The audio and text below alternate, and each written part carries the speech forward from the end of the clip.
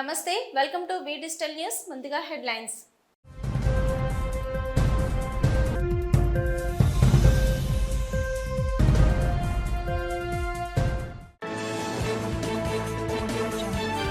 AP ముఖ్యమంత్రిగా చంద్రబాబు ప్రమాణ స్వీకారానికి కృష్ణా జిల్లా గన్నవరం నియోజకవర్గంలోని కేసరపల్లి వద్ద ముస్తాబవుతున్న వేదిక.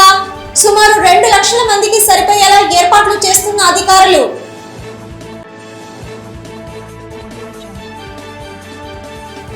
రాజధాని ప్రాంతంలో పర్యటించిన సిఆర్డీఏ కమిషనర్ వివేక్ యాదవ్ తాగునీటి ఇబ్బందులు లేకుండా త్వరితగతిన వాటర్ ప్రాజెక్టు పెండింగ్ పనులు పూర్తి చేయాలని ఆదేశం.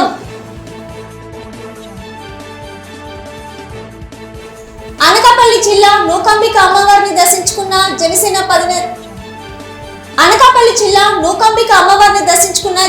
అధినేత పవన్ కళ్యాణ్. ఎలాంటి హంగు ఆర్భాటాలు లేకుండా సాగిన పవన్ కళ్యాణ్ టూర్.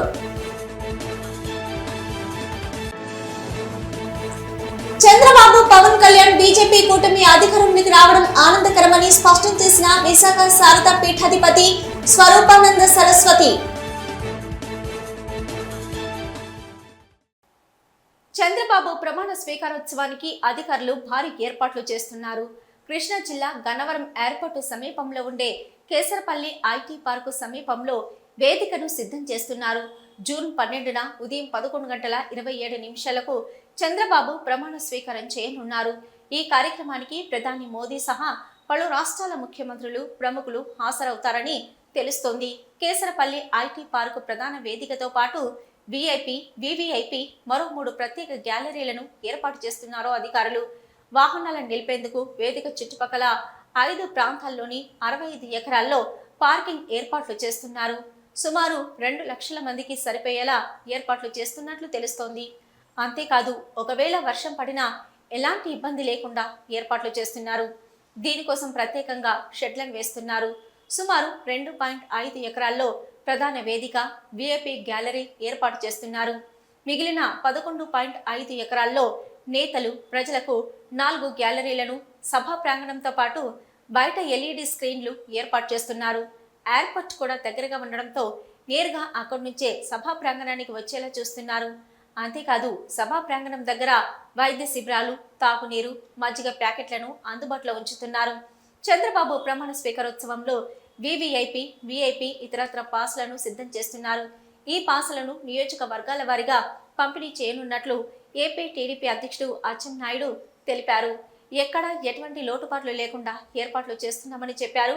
ఈ ప్రమాణ స్వీకారోత్సవానికి 10,000 మంది పోలీసులతో బందోబస్తు ఏర్పాటు చేస్తున్నారు.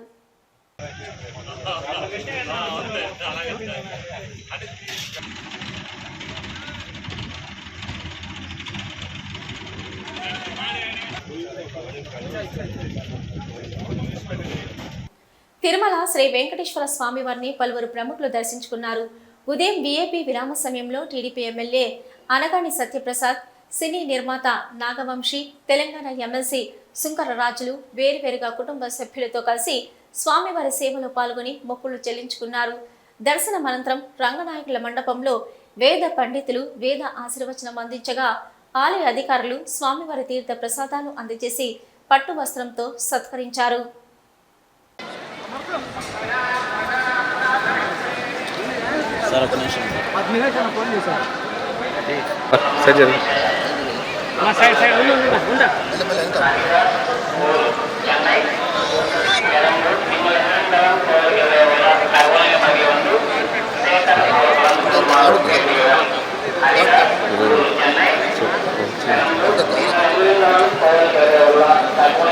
తిరుమలలో బాలకృష్ణ 64వ జన్మదినం సందర్భంగా తిరుమలలోని అఖిలాండం దగ్గర సోమవారం 664 కొబ్బరికాయలు కొట్టి 5 కిలోల కర్పూరం వెలిగించి పూజలు నిర్వహించడం జరిగిందని తెలుగుదేశం పార్టీ రాష్ట్ర media coordinator B Sridhar Varma తెలియజేశారు. ఈ సందర్భంగా శ్రీధర్ వర్మ మాట్లాడుతూ బాలయ్య సంపూర్ణ ఆరోగ్యంతో ఉండాలని, అలాగే వెంకటేశ్వర స్వామిని సంపూర్ణ ఆరోగ్యంతో ఉండాలని, రాష్ట్ర ప్రజలకు మరిన్ని ప్రజాసేవలు చేయాలని కోరారు. నందమూరి బాలకృష్ణ ఇలాంటి జన్మదిన వేడుకలు మరెన్నో చేసుకోవాలని తెలిపారు. ఆయన ఏ పని చేసినా విజయవంతం కావాలని ఆ శ్రీవారిని కోరుకుంటున్నానన్నారు. ఆయన పుట్టినరోజు మాకు పండుగ లాంటిదని చెప్పారు. ఈ కార్యక్రమంలో తెలుగుదేశం పార్టీ నాయకులు పాల్గొన్నారు. ఈరోజు నందమూరి బాలకృష్ణ గారి 64వ జన్మదిన సందర్భంగా ప్రతి ఏడాది మేము తిరుమలలో చేస్తున్నటువంటి కార్యక్రమంగా ఈరోజు ఆయనకి పుట్టినరోజు సందర్భంగా 664 కొబ్బరికాయలు కొట్టి కర్పూరం హారతి ఇచ్చి బేడి ఆంజనేయ స్వామి వారికి అర్చనలు చేయించి ఆయన ఆయుర ఆరోగ్యాలతో సుఖశాంతులతో ఉండాలని, అదేవిధంగా ఈ తెలుగు ప్రజలందరికీ కూడా ఆయనకి ఎన్నో సేవలు అందిస్తున్నారు కాబట్టి ఆయనకి మంచి భవిష్యత్తు అలాగే మంచి ఆరోగ్యం ప్రసాదించి ఆయనకు నిండు నూరేళ్ళు ఉండే విధంగా తెలుగు ప్రజలందరినీ కూడా ఆదరించే భవిష్యత్తు ఆయనకు ప్రసాదించాలని ఆ వెంకటేశ్వర స్వామిని కలిగి దైవుడైన వెంకటేశ్వర స్వామిని ప్రార్థిస్తూ కోరుకుంటున్నాం. అమరావతిలో జంగిల్ క్లియరెన్స్ పనులు త్వరగా పూర్తి చేయాలని సిఆర్టీఏ కమిషనర్ వివేక్ యాదవ్ అధికారులను ఆదేశించారు. రాజధాని ప్రాంతంలో ఆయన పర్యటించారు. అమరావతి ప్రాంతానికి తాగునీటి అవసరాల కోసం రాయపూడి వద్ద నిర్మిస్తున్న 10 LMD వాటర్ ప్రాజెక్టు పనులను నిర్మాణాలను పరిశీలించారు. తాగునీటికి ఇబ్బందులు లేకుండా ప్రతిఘటన వాటర్ ప్రాజెక్టు పెండింగ్ బండ్లు పూర్తి చేయాలని సూచించారు. జంగిల్ క్లియరెన్స్ తర్వాత రాజధానిలో రహదారులను బాగు చేస్తామని చెప్పారు. ఉండవల్లి నుంచి వెంకటాయపాలెం వరకు ఉన్న కరకట్ట రహదారి వెడల్పు చేసేలా ఆదేశాలు జారీ చేశారు. చివరి దశలో ఉన్న నిర్మాణాలను పూర్తి చేస్తామని పేర్కొన్నారు.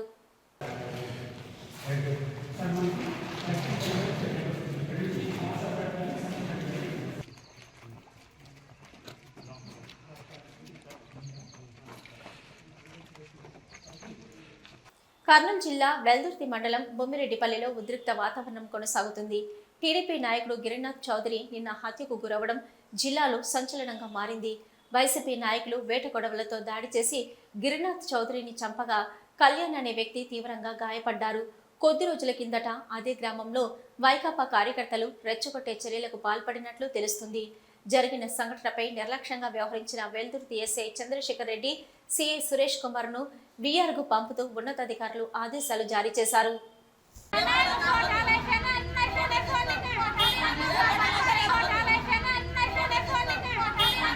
జనసేన పార్టీ అధినేత పవన్ కళ్యాణ్ అనకాపల్లి నూకాలమ్మను దర్శించుకున్నారు. కూటమి పార్టీ విజయం సాధించాక తొలుత తాను నూకాంబికను దర్శించుకున్నాకే పిఠాపురంలో అడుగు పెడతానని ఎన్నికల ప్రచారంలో భాగంగా అప్పట్లో పవన్ పేర్కొన్నారు. అనుకున్నట్లుగానే ప్రత్యేక విమానంలో పవన్ విశాఖ ఎయిర్పోర్టుకు చేరుకొని అనంతరం ఆయన అనకాపల్లి వెళ్లారు. ఈ సందర్భంగా ఆలయ కమిటీ సభ్యులు, అర్చకులు ఆయనకు పూర్ణ కుంభంతో స్వాగతం పలికారు. అనంతరం ప్రత్యేక పూజలు జరిపించి పవన్ కళ్యాణ్ కు తీర్థ ప్రసాదాలు అందజేశారు. పవన్ కళ్యాణ్ కు అనకాపల్లి మాజీ ఎమ్మెల్యే పీలా గోవింద్, సత్యనారాయణ ఘనంగా స్వాగతం పలికారు. ఇదిలా ఉంటే తిరుగు ప్రయాణంలో విశాఖలోనూ పవన్ కళ్యాణ్ కు కూటమి నేతలు సాదరంగా స్వాగతం పలికారు. ఎలాంటి హంగు ఆర్భాటం లేకుండానే పవన్ టూర్ సాగింది. పార్టీ నేతల్ని తనతో రావద్దని ఆయన కోరారు. ఈ కార్యక్రమంలో టీడీపీ నాయకులు బత్తుల తాతయ్య బాబు, ప్రగాఢ నాగేశ్వరరావు తదితరులు పాల్గొన్నారు.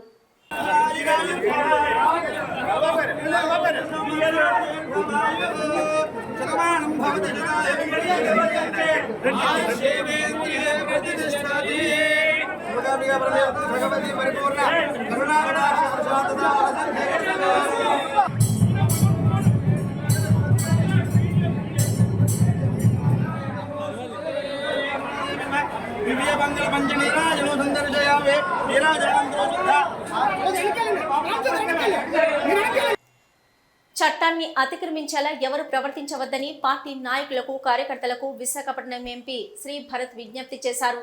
ఎంపీగా ఎన్నికైన తర్వాత తొలిసారిగా విశాఖపట్నంకు వచ్చిన ఆయనకు ఎంవీపీ కాలనీలో ఉన్న తన పార్టీ కార్యాలయంలో తెలుగుదేశం, జనసేన, బీజేపీ నాయకులు, కార్యకర్తలు హాజరై అభినందనలు తెలిపారు. ఈ సందర్భంగా రామోజీరావుకు సంతాపం తెలిపి 2 నిమిషాల పాటు తెలుగుదేశం పార్టీ నేతలు, కార్యకర్తలు మౌనం పాటించారు.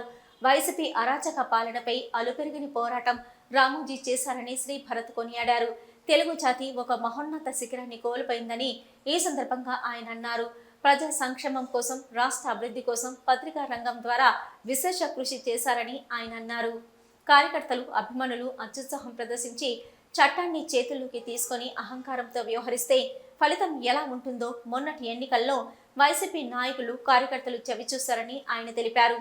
విశాఖలో ప్రశాంతతను తిరిగి నెలకొల్పుతామని, చట్టం తన పని తాను చేసుకుపోతుందని, తప్పు చేసిన వైసీపీ నాయకులకు కార్యకర్తలకు చట్ట ప్రకారం చర్యలు తీసుకుంటామని ఆయన కార్యకర్తలకు తెలిపారు. ఈ కార్యక్రమానికి విశాఖ తూర్పు MLA Velagapudi Ramakrishna Babu, Visakhapatnam TDP parliament అధ్యక్షులు గంటి బాబ్జీ, విశాఖ జనసేన బీజేపీ నాయకులు ఉషా కిరణ్, శాకారి శ్రీనుబాబు, అంగి ప్రశాంత్, శ్రీధర్, తెలుగుదేశం జనసేన కార్పొరేటర్లు, వార్డు అధ్యక్షులు మరియు అభిమానులు, నగరంలో పారిశ్రామికవేత్తలు, ప్రముఖులు, వ్యాపార వర్గాలు భారీ సంఖ్యలో పాల్గొని శ్రీ భరత్ను అభినందించారు. అదందరూ మనం గుర్తుపెట్టుకుందామండి. మనం ఏమి వాళ్ళ 164 వచ్చిందని అంతేమీ ఎక్సైట్ అవ్వాల్సిన అవసరం లేదు. అదొక గొప్ప బాధ్యతగా నేను భావిస్తున్నాను. చాలా బరువు పెట్టారు. నేను బయట చాలా మంది 1,50,000తో నువ్వు గెలుస్తున్నావు అంటే నా మనసులో 2.5-3 అవుతుందిలే అనుకున్నాను, కానీ బయట చెప్పలేదు అక్కడ. కానీ ఎక్కడ 5 లక్షలని నేనైతే ఊహించలే, అసలు ఊహించలే. అదే అన్నా సరే, అదే అండి వెలగపూడి గారు అన్నట్టు మా అందరి మీద బరువు అనేది బాగా పెరిగింది.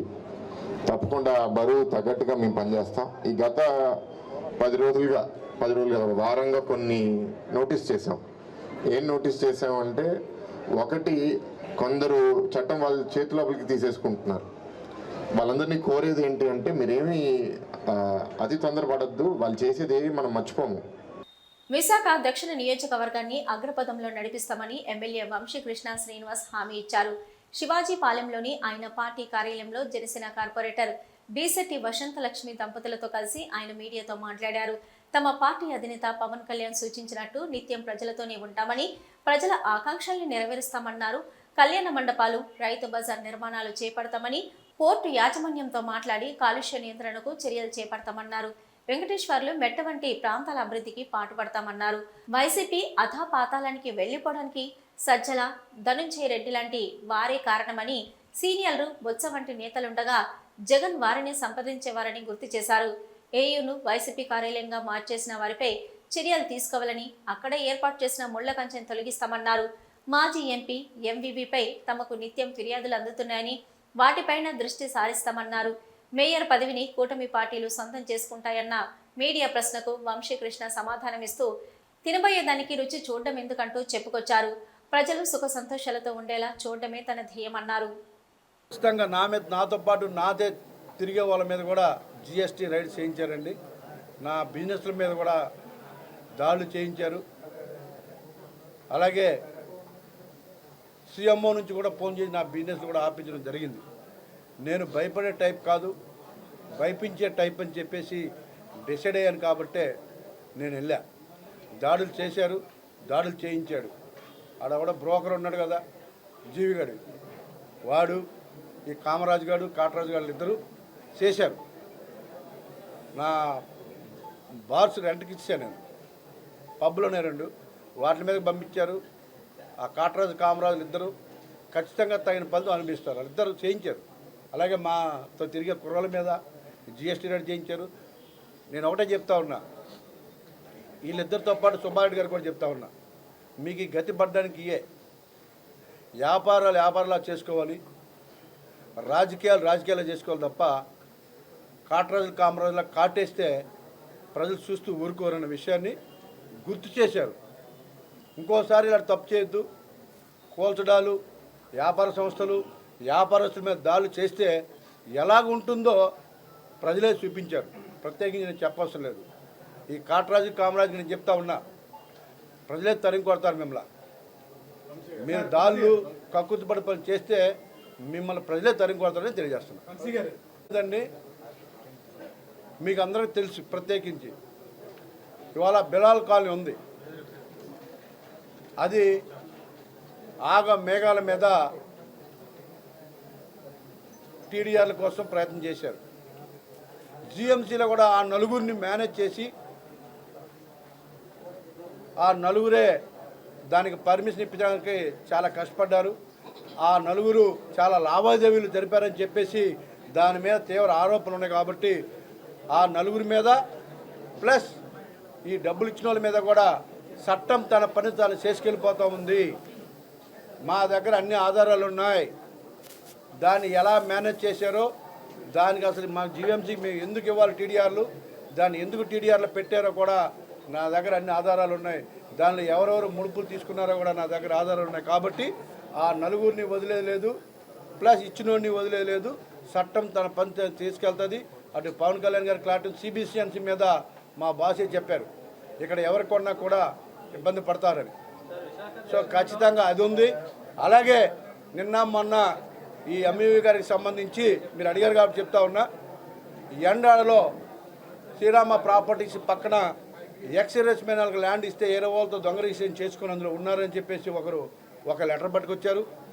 అలాగే హైగ్రీవా ఇక్కడ లోకల్గా మేనేజ్ చేసుకొని కోర్టులకు వెళ్ళి స్టే తెచ్చుకొని హైగ్రీవా కడతాం తప్ప గవర్నమెంట్ కూడా రిజెక్ట్ చేసిందన్న విషయాన్ని మీ ద్వారా తెలియజేస్తూ ఉన్నాం. ఆ గవర్నమెంట్ రిజెక్ట్ చేసింది. హైగ్రీవా మీద కూడా చట్టం తన పని దాన్ని చేసుకెళ్తూ ఉంది. అలాగే దాదాపు 50 మంది వచ్చారు నిన్న. ఎక్కడ అగనంపూడి అగనం కోరమండపాలెం ప్రాజెక్ట్ అంట, అక్కడ కూడా మమ్మల్ని ఫ్రాడ్ చేశారని చెప్పేసి వాళ్ళు కూడా ఒక 50 మంది ఒక లెటర్ తెచ్చిస్తున్నారు. అలాగే హైగ్రీవా ఒకటి ఉంది, హైగ్రీవా మీద కూడా అలాంటి పరిస్థితి ఉంది. ఎంఈవి సిటీ కూడా దాంట్లో చాలా గవర్నమెంట్ ల్యాండ్ ఉంది, దాన్ని మరి ఎలాగండి 20 ఏళ్ళు తీశారు, దాన్ని గవర్నమెంట్ ల్యాండ్ ఎంత కొలతలు కొలిచి గవర్నమెంట్ ల్యాండ్ ఎంతైతే ఉందో అంత వసూలు చేయాలి తప్ప అతను వదలొద్దని చెప్పేసి అది కూడా ఒక లెటర్ తెచ్చిస్తున్నారు. ఇవన్నీ కూడా అటు పవన్ కళ్యాణ్ గారు కానీ అటు చంద్రబాబు నాయుడు గారు కానీ వాళ్ళ దృష్టికి కూడా వెళ్తాయి. ఈ చట్టం తన పని తను చేస్తుంది తప్ప ఎవరు కూడా చుట్టాలు కాదన్న విషయాన్ని మీరు గుర్తుపెట్టుకోవాలి. వీటన్నిటి మీద కూడా దస్పల్లా ల్యాండ్స్ మీద కావచ్చు, లేకపోతే ఇంకోటి కావచ్చు, అన్నిటి మీద కూడా సుదీర్ఘమైనటువంటి చర్చ జరుగుతుంది. దాని మీద చర్యలు తీసుకుంటారు, ఎటువంటి డౌట్ లేదు. ప్రతిచర్య ఉంటుంది, ఎవడైనా రెడీ. చర్య ప్రతిచర్య ఉంటుంది. అది సాదిక్ కావచ్చు, వాళ్ళ బాబు కావచ్చు, ఇంకొకటి బాబు కావచ్చు, ఎవడ బాబు అయినా చర్యగా ప్రతిచర్య మాత్రం ఉంటుంది. చంద్రబాబు, పవన్ కళ్యాణ్ బీజేపీ కూటమి అధికారంలోకి రావడం ఆనందమని శారదా పీఠాధిపతి స్వరూపానంద స్వామి అన్నారు. విశాఖలో ఏర్పాటు చేసిన మీడియా సమావేశంలో స్వరూపానంద స్వామి మాట్లాడుతూ చంద్రబాబు ప్రమాణ స్వీకార ముహూర్తం బలమైనదని చెప్పారు. ప్రజలకు మేలు కలిగేలా, రాష్ట్రానికి ప్రయోజనం చేకూరేలా పరిపాలించాలని ఆశీర్వదిస్తున్నామని తెలిపారు. కేంద్రంతో ఉండే సన్నిహిత సంబంధాలతో చంద్రబాబు గొప్పగా పాలించగలరని ఆశిస్తున్నామని కోరారు. అమరావతిలో కూడా శారదా పీఠం నిర్మిస్తామని తెలిపారు. ఏ ప్రభుత్వం వచ్చినా నిష్పక్షపాతంగా రాజశ్యామల అమ్మవారి ఆశీస్సులు ఉంటాయని చెప్పారు. త్వరలోనే చాతుర్మాస్యం పూజల కోసం ఋషికేశ్ వెళ్తున్నా, అందుకే చంద్రబాబు ప్రమాణ స్వీకారానికి ముందే ఆశీస్సులు అందిస్తున్నానని వెల్లడించారు. తనకు అత్యంత ఆత్మీయుడు ఎర్రంనాయుడు కుమారుడు కింజారపు రామ్మోహన్ నాయుడు కేబినెట్ మంత్రి కావడం సంతోషకరమని చెప్పారు. అమ్మవారి కృపచేత మోదీ 3వ ప్రమాణ స్వీకారం చేయడం ఆనందం కలిగించిందన్నారు. చంద్రబాబును కొత్తగా పొగుడుతూ ఉన్నానని అనుకోవద్దని, ఆయన గెలవాలని గతంలో మురళీమోహన్తో కలిసి సాధువులందరితో కలిసి సమావేశం పెట్టి పూజలు చేశామన్నారు. చంద్రబాబు అంటే చాలా గౌరవం. ఆయన ఆరోగ్యంగా ఉండాలి, ఆయన ఆరోగ్యం బాగుండాలి, ఈసారైనా దేవాలయాల పాలన బాగుండాలని స్వరూపానంద స్వామి తెలిపారు.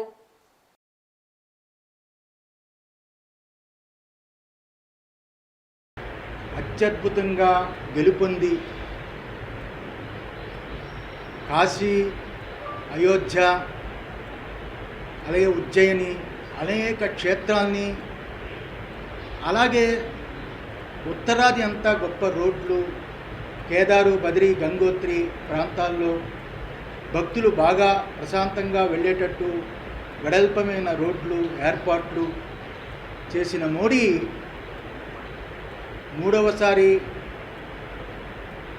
నిన్న రాత్రి ప్రమాణ స్వీకారం చేయడం మాకు చాలా ఆనందం వేసింది. ఆ రకంగానే మోడీ గారు ప్రమాణ స్వీకారం తరువాత ఈ రాష్ట్రంలో చంద్రబాబు నాయుడు గారు, అలాగే పవన్ కళ్యాణ్ గారు, మోడీ, ఈ కూటమి ఏదైతే ఉందో ఆ కూటమి ప్రమాణ స్వీకారం ముందుగా ఈ ప్రెస్ మీట్ పెట్టాలి అనే ఉద్దేశం చేత మేము ఏర్పాటు చేశాము. మాకు ఆనందకర విషయం ఏమిటంటే నిన్న క్యాబినెట్లో నేను పుట్టేది శ్రీకాకుళం జిల్లా, శ్రీకాకుళం ప్రాంతం. మాకు ఎర్రన్నాయుడికి చాలా సంబంధాలు ఉండేవి. ఆయన ఇంటికి చాలాసార్లు వెళ్ళాము. ఆయన కూతురు పెళ్ళికి కూడా రాజమండ్రిలో జరిగితే మేము వెళ్ళాము. వారికి మేమంటే అపారమైన ప్రాణం. మొదటిసారి ఎంపీగా అబ్బాయి గెలిచిన తర్వాత, గెలవక ముందు అరసవెల్లిలో ఆయన ఆశీర్వదించడం కూడా జరిగింది రామ్మోహన్ నాయుడిని. అలాంటి చిన్న కుర్రాడు ఈరోజు మన ఆంధ్ర రాష్ట్రం తరపున, ముఖ్యంగా శ్రీకాకుళం జిల్లా, మేము పుట్టిన జిల్లాలో ఆయన ఉండి, ఆయన క్యాబినెట్ ర్యాంకు భారతదేశానికే ఒక మంత్రి అవడం మాకు చాలా ఆనందకరమైన విషయం. అంత గొప్ప అదృష్టాన్ని పొందాడు అంటే రామ్మోహన్ నాయుడు, చంద్రబాబు నాయుడే కారణం. చంద్రబాబు నాయుడు అతన్ని ప్రపోజ్ చేసి మంత్రిగా చేయడం చాలా ఆనందదాయకం. ఆ రకంగానే రేపు 12వ తారీఖు బహుశా 11:27 చంద్రబాబు నాయుడు ముఖ్యమంత్రిగా ప్రమాణ స్వీకారం. చాలా అత్యద్భుతమైన ముహూర్తము, సింహలగ్నము, చాలా బ్రహ్మాండమైన ముహూర్తము. విజయనగరం జిల్లా గజపతి నగరం ఆర్టీసీ కాంప్లెక్స్ సమీపంలో జాతీయ రహదారి పక్కనే ఉన్న అయ్యప్ప స్టీల్స్ బిల్డింగ్స్ లో 3వ ఫ్లోర్లో నివాసం ఉంటున్న బడ్డపు తిరుపతి నివాసం ఉంటున్నారు. కుటుంబ సభ్యులు తీర్థయాత్రకు ముందు రోజు బయలుదేరి వెళ్తూ అతని మేనమామ నడిపిల్లి నాగరాజుకు ఇంటి బాధ్యత అప్పగించారు. మేనమామ ఉదయం 8 గంటల సమయంలో కొంచెం దూరంలో ఉన్న ఐరన్ షాపుకు బయలుదేరి వెళ్లి తిరిగి రాత్రి 8 గంటల సమయంలో ఇంటికి రాగా ఇంటి తలుపు డోర్ ఇరగొట్టి ఇంట్లో సామాన్లు చిందరవందరగా చేసి 2 బీరువాలు తెరిచి ఒక బీరువాలో 16 బంగారు గాజులు, నల్ల పూసలతో కూడిన చైను, 3 నెక్లెస్ సెట్లు, 3 రింగులు, మరో బీరువాలో ₹1,00,000 నగదు అపహరణకు గురైనట్లుగా గుర్తించి పోలీసులకు సమాచారం అందించారు. బాధితులు పోలీసులకు ఫిర్యాదు ఇవ్వడంతో పోలీసులు క్లూస్ టీంతో పాటు సంఘటన జరిగిన ప్రాంతానికి చేరుకొని దొంగతనానికి సంబంధించి వివరాలు ఆరా తీస్తున్న పోలీసులు.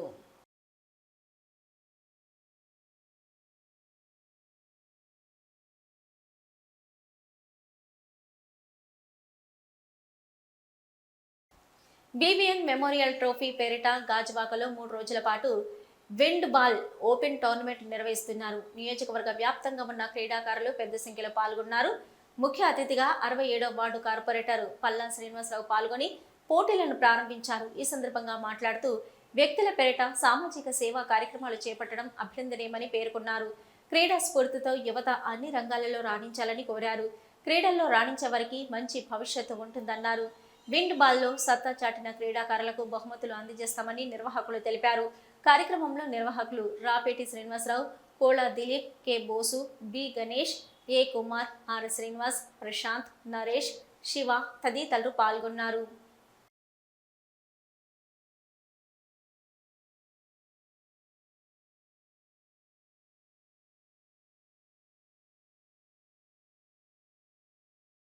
అని వాళ్ళ మిత్రులు 3 చనిపోవడం జరిగింది.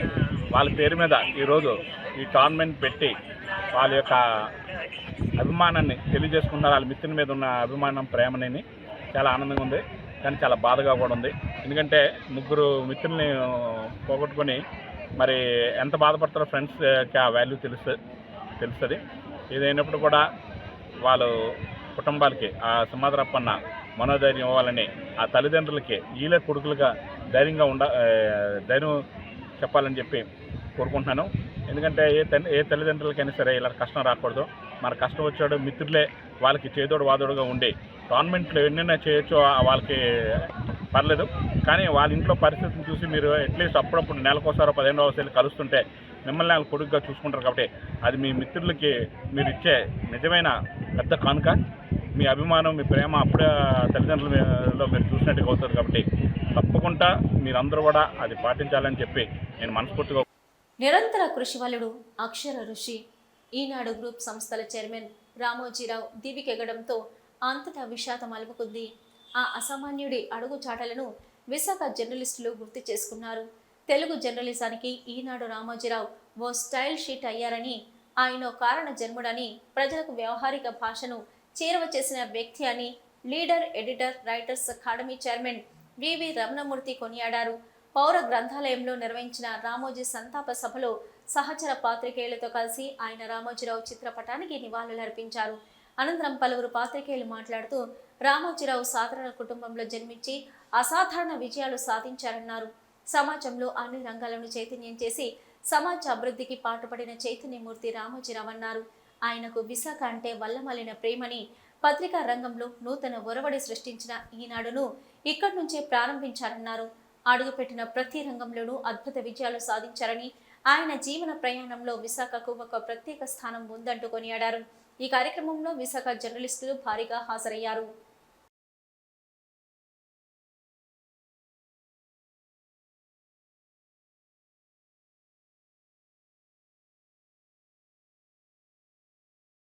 గారు నవ్వేసి, ఇది ఏమన్నా బాబు పచ్చళ్ళు లేపాలనుకున్నావా, ఎక్కడ పడితే అక్కడ పెట్టడానికి కుదరదని చెప్పారట.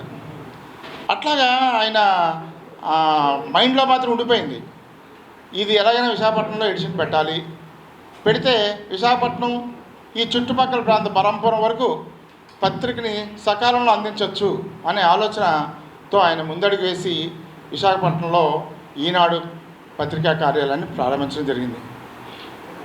అయితే ఏదైతే రామోజీరావు గారు అధ్యయనం చేసి దాన్ని ఏమనుకున్నారో అది కార్యరూపం దాల్చేసరికి అనుకున్న దానికన్నా ఎక్కువ స్పందన లభించింది ప్రజల నుంచి. అప్పటికేంటి ఈనాడు అనేది ఒక వర్డ్ ఎవరికి అలవాటు లేని వర్డ్. అంతవరకు ఆంధ్ర అనే పేరుతోనే పత్రికలు ఉన్నాయి. ఆంధ్రపత్రిక, ఆంధ్రప్రభ, ఆంధ్రజ్యోతి అని ఆంధ్ర అనే పేరుతోనే ఉన్నాయి. దానికి డిఫరెంట్గా ఈనాడు అనేది ఒక టైటిల్ పెట్టుకొని ఆయన విశాఖ వచ్చినప్పుడు ఏ రోజు వార్తలు ఎంత చక్కగా ఉండేవంటే, ఆ రోజుల్లో ఏదైనా సెన్సేషనల్ వార్త రావాలంటే ఈనాడే. ఇంకొకటి ఏంటంటే ఈనాడులో వస్తేనే అది వార్త, ఈనాడులో వస్తేనే అది వార్త, కానీ ఈనాడులో రాకపోతే అది వార్తే కాదు. అంత ప్రజల్లోకి అంత తెలిపింది. ఎవరైనా ఏదైనా తప్పు చేస్తే ఏరా ఈనాడులో వేయించమంటేట్రా అనేంత స్థాయిలో ఈనాడు కామన్ మ్యాన్కి వెళ్ళింది. నేను ఒక ఉదాహరణ చెప్తా. వే డిజిటల్ న్యూస్ ముగించే ముందు హెడ్లైన్స్ మరొకసారి.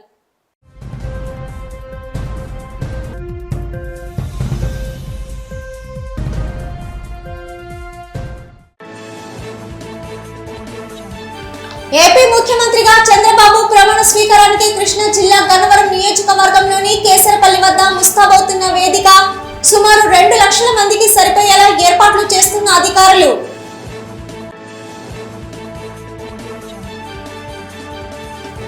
రాజధాని ప్రాంతంలో పర్యటించిన సిఆర్డీఏ కమిషనర్ వివేక్ యాదవ్ తాగునీటి ఇబ్బందులు లేకుండా త్వరితగతిన వాటర్ ప్రాజెక్టు పెండింగ్ పనులు పూర్తి చేయాలని ఆదేశం.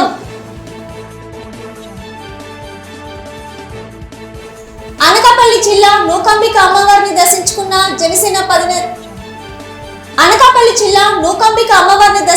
జనసేన అధినేత పవన్ కళ్యాణ్. ఎలాంటి హంగు ఆర్భాటాలు లేకుండా సాగిన పవన్ కళ్యాణ్ టూర్.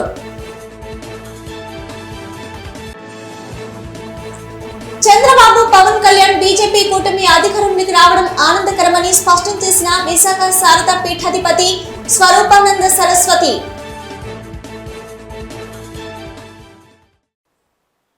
ఇవి ఇప్పటివరకున్న వీ డిజిటల్ న్యూస్.